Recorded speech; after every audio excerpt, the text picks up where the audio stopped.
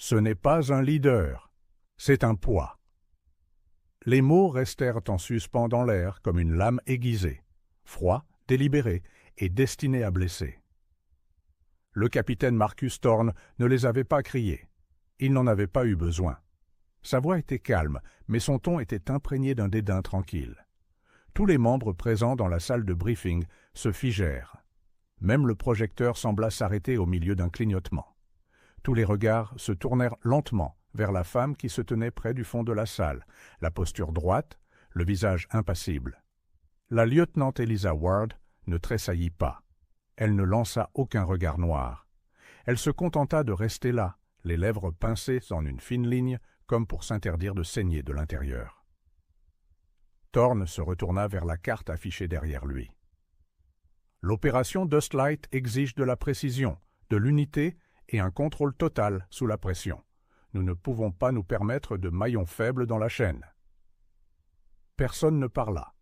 Le silence valait approbation. Eliza savait que ce moment arriverait. Depuis son transfert au 19e bataillon de reconnaissance 3 semaines plus tôt, elle avait senti la résistance. Il ne s'agissait pas seulement du fait qu'elle était une femme, c'était qu'elle n'était pas leur genre de soldat. Elle venait du renseignement militaire, avec des distinctions en analyse de terrain et en tactique de guerre à distance, pas de l'école de l'infanterie pure et dure, celle du terrain. Elle était brillante dans les simulations, stratégique dans les laboratoires. Mais pour les fantassins qui l'entouraient, ce n'était pas ça, être un vrai soldat. Ils l'appelaient le presse-papier quand ils pensaient qu'elle n'écoutait pas. Après la fin de la réunion, Eliza rassembla son bloc-notes et sortit dans le couloir. Elle savait que quelqu'un la suivrait. Cela ne tarda pas. Le sergent Holt se mit à marcher à ses côtés. Il était plus jeune, plus nouveau dans l'unité et encore incertain de la place de ses loyautés. « Je trouvais que votre proposition pour Dustlight était logique, dit-il prudemment. « Ça n'a pas d'importance, répondit Eliza à voix basse. « Ça devrait. » Elle lui jeta un regard, surprise. Il n'y avait aucune moquerie sur son visage, seulement une inquiétude discrète. Ce petit geste se logea dans sa poitrine comme une écharde. Elle esquissa un demi-sourire, le premier depuis des jours. De retour dans ses quartiers, Eliza sortit les rapports de mission et les étala sur son bureau. Elle n'avait besoin de personne pour croire en elle en ce moment. Elle avait seulement besoin d'être prête. Il pouvait douter de ses tactiques, de son leadership, de sa présence. Mais il ne l'empêcherait pas d'être là. Cette nuit-là, elle lut les renseignements jusqu'à ce que sa vision se brouille. Mouvements ennemis, images de drones, signaux satellites, anciens schémas d'engagement, tout ce que l'équipe avait négligé. Et puis, elle le vit. Un schéma, un changement de rythme qui ne pouvait signifier qu'une seule chose, une embuscade. Elle vérifia les plans de la mission. Il fonçait droit dedans. Elle prit une profonde inspiration, attrapa ses dossiers et retourna d'un pas décidé vers le centre des opérations. Minuit ne l'arrêta pas. Le protocole ne l'arrêta pas. Le mépris de Thorne, certainement pas. « J'ai besoin de 10 minutes, dit-elle en tendant les rapports à l'officier de nuit. L'officier haussa un sourcil. « Lieutenant, le capitaine Thorne a déjà tout validé. »« Je ne demande pas la permission, dit Eliza. Je demande 10 minutes pour empêcher un massacre. » L'officier la fixa, puis hocha lentement la tête. « Je vais le réveiller. » 10 minutes se transformèrent en 20, tandis que Thorne arpentait la pièce sombre, feuilletant ses renseignements avec une irritation visible. Il ne dit pas un mot jusqu'à la dernière page. Puis il laissa tomber le rapport sur la table. « Vous spéculez. »« Je prédis, dit-elle, c'est la différence entre être réactif et proactif. » Il ne discuta pas. Il partit, tout simplement. Le lendemain matin, personne ne mentionna l'interruption nocturne, mais la carte de la mission avait changé. Légèrement, juste assez. Lorsque l'unité se mit en route 2 jours plus tard, Eliza marcha à leur côté, sans diriger, sans commander, juste en observant. Mais la graine avait été plantée. Quelque chose se préparait. Ils douteraient d'elle jusqu'à ce qu'il soit trop tard pour l'ignorer. Et quand l'embuscade viendrait, ils se souviendraient exactement de qui l'avait vu en premier. Le convoi serpentait à travers la vallée aride comme un serpent d'acier. les roues crissant sur le gravier, tandis que des nuages de poussière s'enroulaient dans leur sillage. Le soleil matinal était bas, projetant de longues ombres sur les flancs des collines, un endroit où les ombres ne faisaient pas que s'étirer, elles observaient. Eliza Ward était assise dans le deuxième Humvee, casque attaché, les yeux derrière des verres sombres, son esprit plus vif que jamais. Elle avait passé les 12 dernières heures à examiner chaque crête, chaque virage aveugle, chaque cachette probable. Elle avait mémorisé le terrain comme une langue. Parce qu'elle le savait, c'était l'heure où tout allait se jouer. Le capitaine Thorne menait l'unité depuis le véhicule de tête. Sa voix crépita dans les communications, calme et ferme. « Maintenez la formation. Aucun détour à moins que j'en donne l'ordre. » Eliza jeta un coup d'œil au sergent Holt à côté d'elle. Il ne la regarda pas, mais ses doigts se resserrèrent légèrement sur son arme. 10 minutes passèrent, puis 15. Rien, jusqu'au 10e kilomètre. Le pouls d'Eliza s'accéléra. Ses yeux se portèrent sur une crête étroite à droite, un scintillement de métal, trop immobile pour être naturel. Sa main se porta sur le micro. « Mouvement en visuel », dit-elle rapidement. « 2 heures. Possible reflet de lunettes ?» La voix de Thorne claqua en retour. « Ne tirez pas. » « Aucune confirmation. On maintient le cap. » Eliza se pencha en avant. « Capitaine, avec tout mon respect, nous devons déployer les drones. »« J'ai dit ne tirez pas, » la coupa Thorne. « Ce n'est pas à vous de décider, lieutenant. » Le micro se tut. Elle fixa à nouveau la crête. Et puis, elle le vit. Le reflet d'un mouvement, non pas de l'arme, mais du rocher à côté. Un signal de la main. 2 doigts. Un code qu'elle avait vu dans de vieilles vidéos d'entraînement ennemi. Son sang se glaça. Elle se tourna vers Holt. « Dites au mitrailleur, 10 secondes, à mon signal. Préparez un tir de suppression. » Holt hésita. « C'est contre les ordres ?»« 10 secondes, Holt. Faites-moi confiance ou non. Mais faites-le. » Il ne discuta plus. 9, 8, September. Le monde ralentit. 3, 2, 1, maintenant. Les tirs éclatèrent comme un coup de tonnerre. Les balles sifflèrent dans l'air, la crête s'illumina de tirs de riposte. Le Humvee de tête fit une embardée juste au moment où une roquette vrombit là où il se trouvait quelques secondes plus tôt. Le convoi s'arrêta, les soldats se précipitèrent à couvert, l'embuscade avait commencé, et Eliza l'avait annoncé à la seconde près. Le chaos s'empara de la vallée. « Snipers! Crête gauche! Contact côté droit! Médecin, un homme à terre! » Et au milieu de tout ça, Eliza se déplaçait comme le feu. Calme, précise, non pas avec des ordres, mais avec des actions. Elle traîna un des blessés à l'abri, identifia les positions de tir ennemis et coordonna les mouvements avec une précision déconcertante. Elle n'avait aucun grade dans ce chaos, mais tout le monde l'écoutait.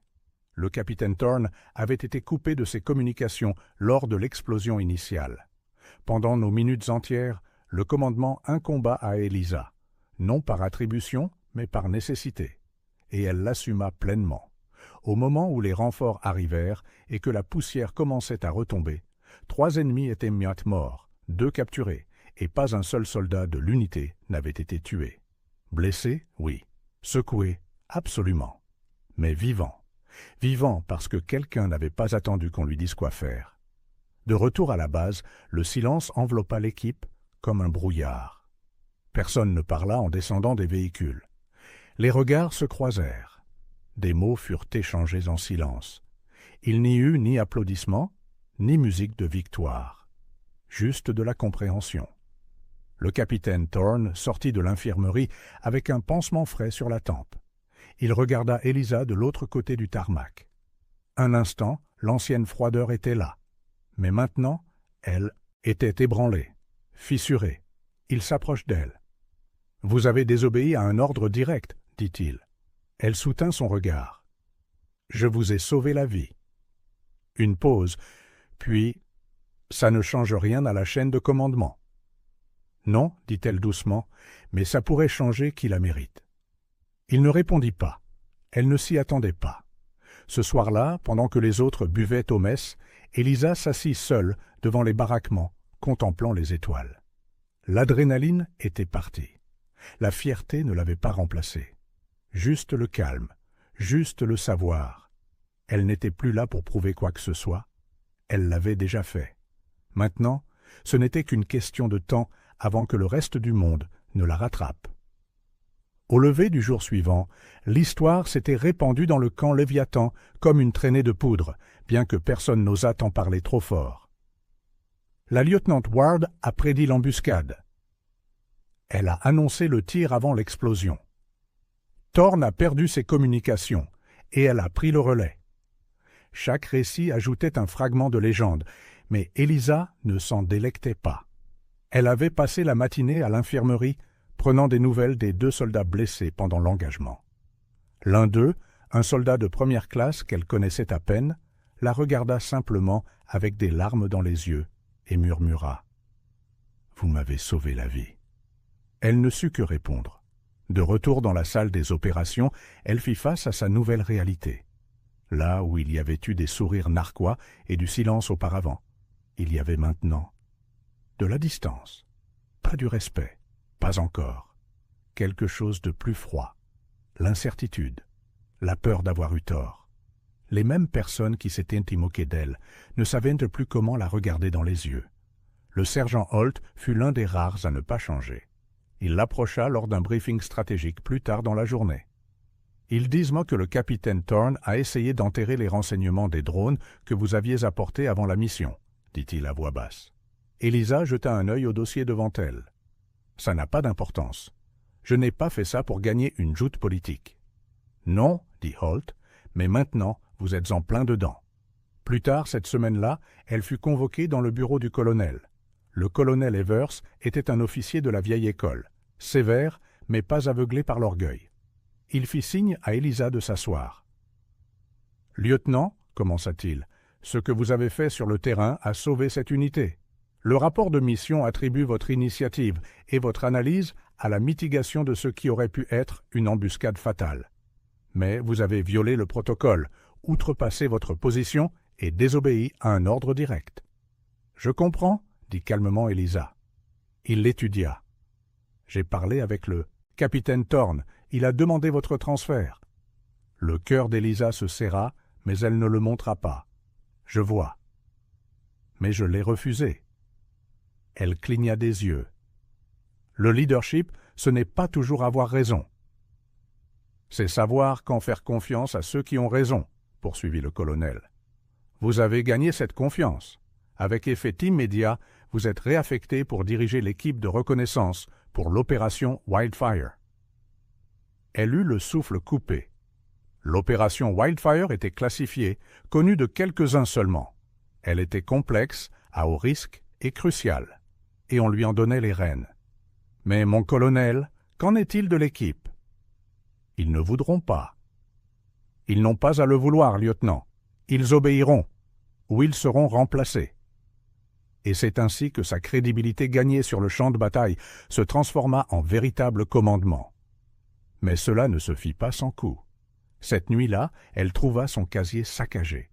Son équipement jeté par terre, une seule phrase peinte à la bombe rouge à l'intérieur de la porte. « Voleuse de gloire. » Elle resta là, silencieuse, pas en colère, pas surprise, juste fatiguée.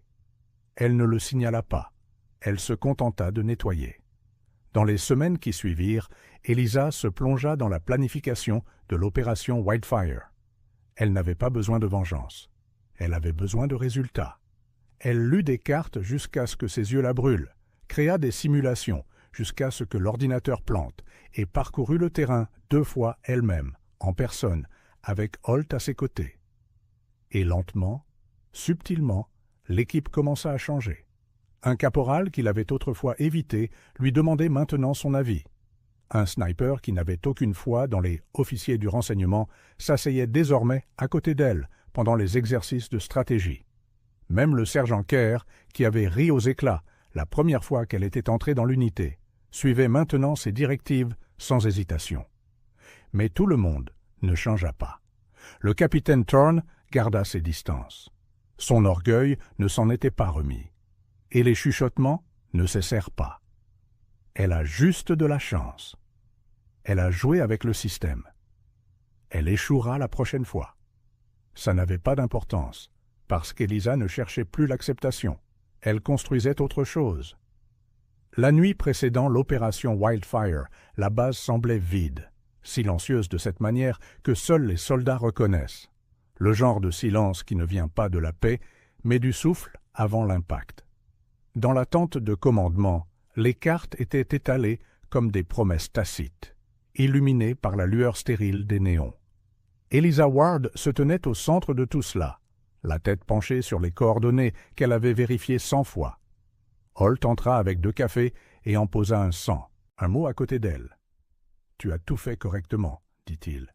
« Je sais. »« Alors pourquoi as-tu l'air de sentir les murs se refermer sur toi ?» Elle fixa la zone cible, sa voix stable. « Parce que cette fois, si quelque chose tourne mal, ce sera de ma faute. » Holt ne discuta pas. Il resta simplement à ses côtés, et c'était suffisant. L'opération Wildfire était une interdiction transfrontalière, une frappe calculée sur un convoi d'armes approvisionnant des insurgés dans 3 secteurs. Elle exigeait précision, discrétion et une confiance absolue dans le commandement. Elisa était aux commandes maintenant. Elle l'avait mérité non par le grade, mais par le résultat. Pourtant, la pression était suffocante. Chaque décision qu'elle prenait pouvait désormais signifier la vie ou la mort pour des gens qui avaient autrefois douté qu'elle puisse même tenir un fusil. Alors que l'équipe s'équipait, elle passa en revue la ligne, vérifiant chaque membre, les regardant dans les yeux. La plupart lui firent un signe de tête silencieux. Quelques-uns regardaient encore au-delà d'elle, mais aucun ne refusa ses ordres. 3 heures après le début de l'opération, l'équipe de reconnaissance se déplaçait silencieusement sur un terrain escarpé à la faveur de la nuit. Les renseignements avaient été exacts. Le convoi ennemi était exactement là où il devait être, légèrement gardé, garé près d'un ravin. Ils avancèrent en 2 colonnes, flanc et assaut. Elisa donna le signal. C'est à ce moment-là que c'est arrivé. Pas un tir ennemi, pas une explosion, un faux pas.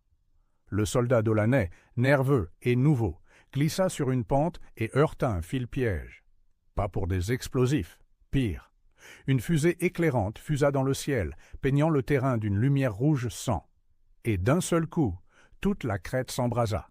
Les tirs pleuvaient des falaises opposées. Les gardes du convoi n'étaient pas peu nombreux. Ils étaient un appât. « Repli! Regroupement derrière la crête sud !» cria Elisa, sa voix tranchante dans les communications. « Ne vous regroupez pas! Gardez vos distances !» Ils se déplacèrent vite, bien entraînés. Mais 2 tombèrent avant d'atteindre un abri. L'un hurla, un son auquel aucune formation ne peut vous préparer. L'autre mort avant de toucher le sol.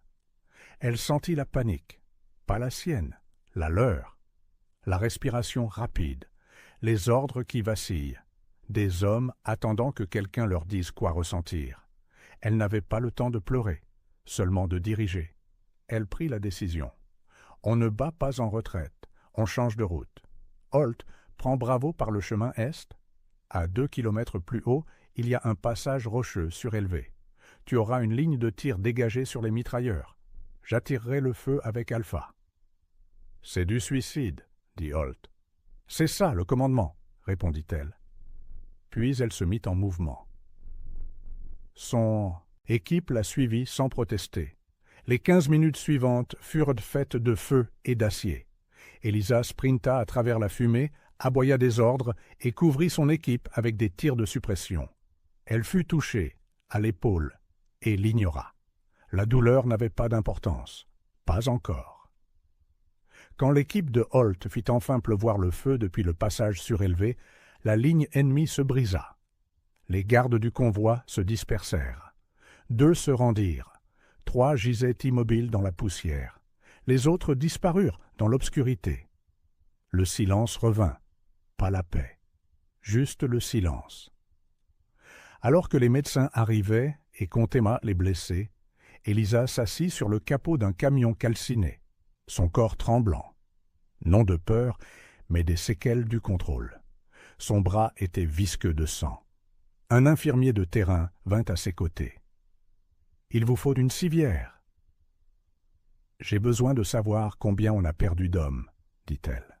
« 2 morts, 4 blessés. » Elle hocha la tête, puis laissa la douleur s'installer. De retour à la base, il n'y eut pas de discours. Mais il y avait autre chose.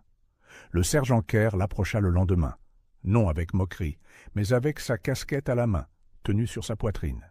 « Vous nous avez sortis de l'enfer, dit-il. « Et je vous y ai traîné, répondit-elle d'une voix calme. Il esquissa un sourire.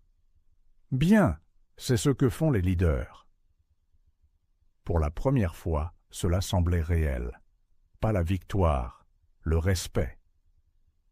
2 semaines après l'opération Wildfire, les noms des soldats tombés au combat furent gravés sur le mur de pierre du camp Léviathan.